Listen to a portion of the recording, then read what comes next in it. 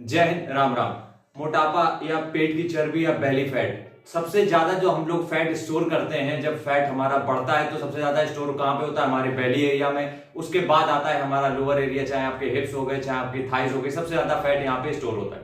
लेकिन बहुत बड़ी समस्या है जो कि है पेट की चर्बी, जो हमारे पेट पे फैट जमा हो जाता है, उसको कैसे दूर करना है। 5 तरीके हम आपको बताने वाले हैं। उससे पहले हम बताएंगे वही 5 प्रॉब्लम जो आप डेली कर रहे हो।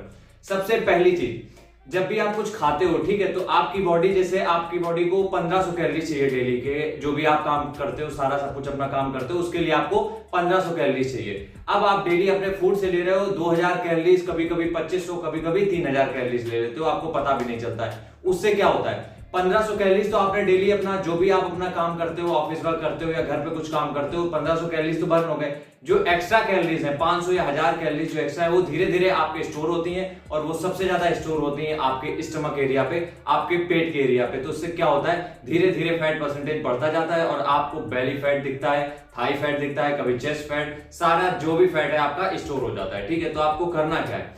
आपको करना यह है कि अगर आपको ये समस्या समझ में आ रही है कि धीरे धीरे आपका फैट परसेंटेज बढ़ रहा है, तो अपनी डाइट में थोड़े से कार्बोहाइड्रेट या थोड़ी सी कैलोरीज को कम कर देना है। अब वो आप डेली तो आप नाप तोल के कम नहीं कर सकते हो, क्योंकि डेली लाइफ में इतना टाइम नहीं होता आपके पास। तो आप कोशिश ये कर सकते हो, जब आप अपनी पूरी थाली में दाल चावल सब्जी रोटी सब कुछ रख रहे हो, तो आप उसमें एक चीज स्किप कर सकते हो। आप रोटी स्किप कर सकते हो या उससे चावल स्किप कर सकते हो। ये छोटी छोटी चीजें आपकी जो डेली लाइफस्टाइल उसको चेंज करेंगी और आपका बेली फैट बर्न करने में आपकी बहुत हेल्प करेगी। दूसरी चीज, मसल बिल्ड। बहुत जरूरी है आपको मसल बिल्ड करना, अगर आप अपने बेली एरिया से फैट कम करना चाहते हो। करते क्या है हम लोग? अगर हमें पेट की चर्बी खत्म करनी है या चेस्ट फैट खत्म करना है, तो हम लोग सिर्फ पेट की एक्सरसाइज करते हैं, सिर्फ पेट की। या तो फिर दूसरा क्या काम करेंगे? हम लोग दौड़ेंगे। इससे क्या होता है? हमारी बॉडी सिर्फ वजन घटा रही है। एक टाइम के बाद अगर आपकी डाइट थोड़ा सा इधर उधर हुई, तो आप दोबारा से वही बेली एरिया पे फैट आना चालू हो जाएगा और फिर से आप उसी समस्या से जूझने लगोगे।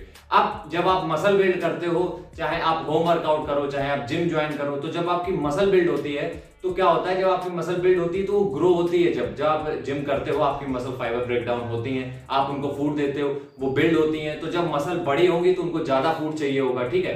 तो उनको जब ज्यादा फूड की डिमांड करते हैं और आपके ग्लाइकोजन में उतना फूड नहीं होगा, तब वो जाएंगे आपके बेली एरिया पे। तो जो आपका फैट है, वहां से जो एनर्जी आएगी, उससे मसल बिल्ड होंगी, मतलब उससे जो आपका फैट बर्निंग प्रोसेस है या जो भी आप जिम कर रहे हो, उससे हमें एनर्जी मिलेगी। तो क्या होगा? धीरे धीरे वहां से फैट स्टोर जो आपका बेली एरिया में है वो कम होना चालू हो जाएगा और आपकी मसल भी बिल्ड होगी, जिससे आपका मेटाबॉलिज्म भी बहुत अच्छा रहेगा। तो मसल बिल्डिंग प्रोग्राम जरूर फॉलो करो अगर आप बेली फैट हमेशा के लिए खत्म करना चाहते हो। तो ये था हमारा दूसरा पॉइंट।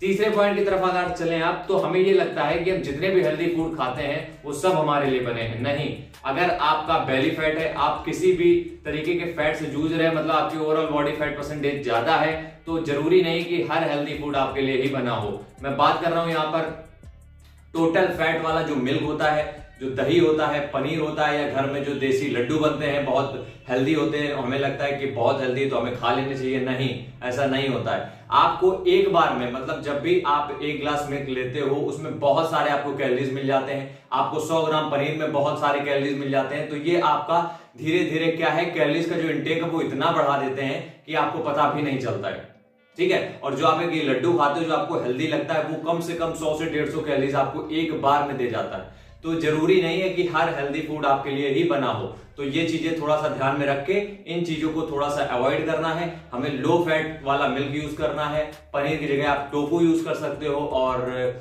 जो दही है हमारा, उसकी जगह ग्रीक योगर्ट यूज कर सकते हो। अगर ग्रीक योगर्ट नहीं कर पा रहे हो, तो आप क्या कर सकते हो, जो दही होता है उसमें से पानी को हमें सुखा देना है, तब वो हम खा सकते हैं। और कोशिश ये करो कि जो भी हमारे मिल्क प्रोडक्ट हैं, उनको सिर्फ एक ही प्रोडक्ट आप इस्तेमाल करो एक दिन में, ठीक है। अब आगे बढ़ने से पहले एक चीज और बात कर लेते हैं। हम जब हम मसल बिल्डिंग की तरफ जा रहे हैं, तो हमारा जो गोल होता है मसल बिल्डिंग, उसके लिए हमें प्रोटीन की बहुत आवश्यकता होती है, ठीक है। लेकिन क्या होता है, हमारी डेली की लाइफ रूटीन में प्रोटीन इंटेक पूरा हम नहीं कर पाते हैं, तो हमें जरूरत पड़ती है सप्लीमेंट की।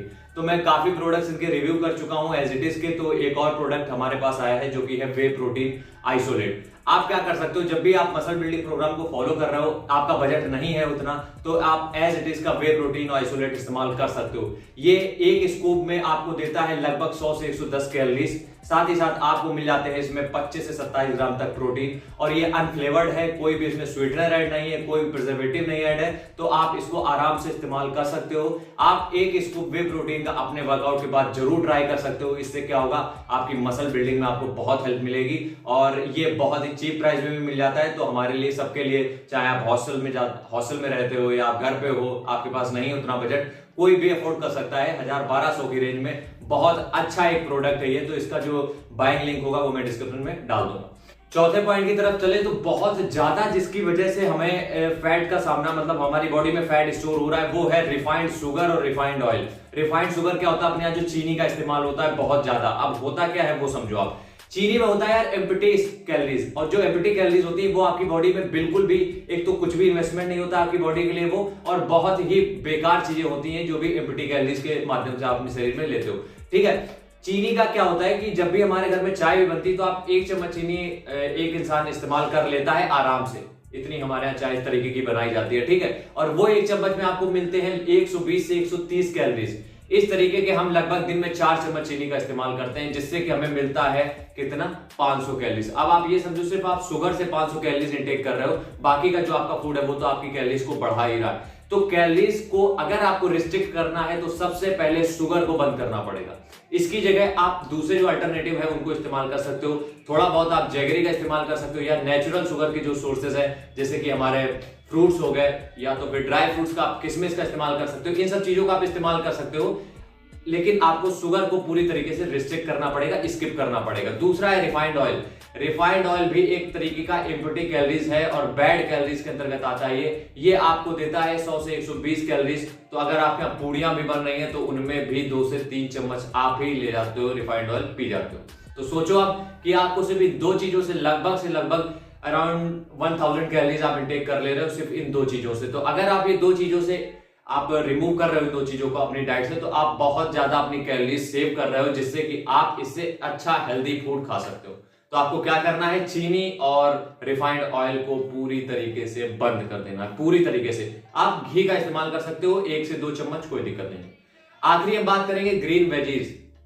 देखो जो रिसर्चेस होती हैं उनमें ये पाया गया कि जो इंडिया में सबसे कम वेजीज का इस्तेमाल किया जाता है। हमारे यहाँ जो वेजिटेबल्स का इस्तेमाल किया जाता है वो फ्राइड किया जाता है, या उनको काफी ज्यादा मसाले डाल के बना दिया जाता है, जिससे कि उनका जो भी न्यूट्रिशन वैल्यू है वो बिल्कुल खत्म हो जाती है। तो कोशिश करो अपनी एक मील में एटलीस्ट बॉइल्ड वेजिटेबल्स या रॉ वेजिटेबल्स आप आराम से खा सकते हो, चाहे आप वो चुकंदर खा रहे हो, चाहे आप वो गाजर खा रहे हो या खीरा खा रहे हो। तो ये सब क्या है, इनमें बहुत ही कम कैलोरीज होती हैं। आप ये समझो जब आप 1 कप पालक खाते हो तो उनमें लगभग 20 से 25 कैलोरीज होती हैं बस, और वो हमारे पेट को बहुत ज्यादा फुल रखती है। साथ ही साथ उनमें फाइबर की क्वांटिटी बहुत ज्यादा होती है, जो हमें काफी देर तक फुल रखेंगे और हमारा डाइजेशन भी सुधारेंगे। तो हमारा जो फैट बर्निंग का प्रोसेस है उसमें थोड़ी सी स्पीड है।